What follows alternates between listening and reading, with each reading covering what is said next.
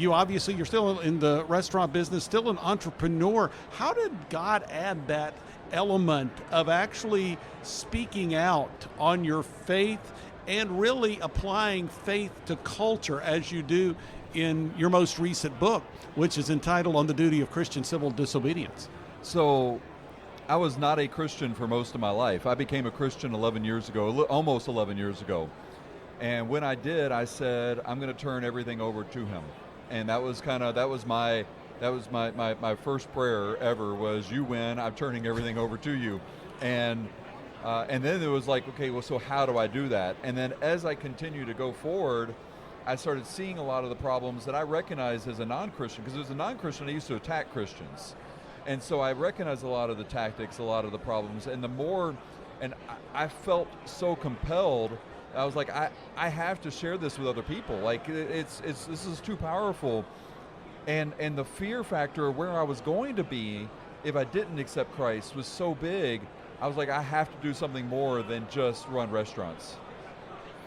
And so at some point, you wrote a book called Afraid to Trust, which is essentially your testimony. It is. It's my testimony, but it also deals with how to handle a failed business using biblical principles. So we had a restaurant that failed during this time, and and people could say, well, just turn it over to Jesus. Well, that's easy to say that out loud, and that's an easy, quick advice to give. But in reality is how do I turn something emotional over to someone that I can't see, touch, et cetera? Like, how does one do that?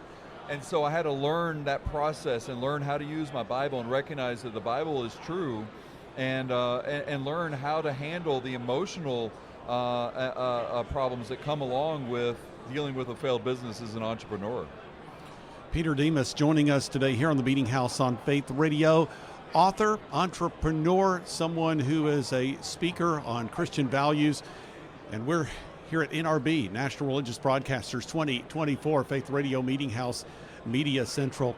Well, you wrote this book on the duty of Christian civil disobedience. So when you say those two words together, I think any number of images could come up when you talk about civil disobedience, Christian civil disobedience. So we look at Romans 13, we see the biblical role of government. We know that in order to be good citizens, we should be people that are obedient to the authorities. So when is civil, and from a biblical standpoint, when is civil disobedience called for? Well, civil disobedience is and I do basically a three-part test in there to determine when to engage in saying no.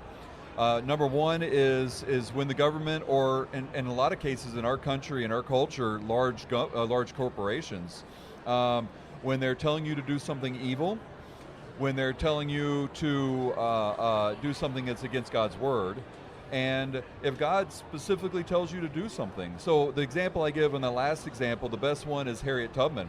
Harriet Tubman was told by God to free the slaves. It didn't matter what the law of the land was. She decided she was going to follow God instead of man's law.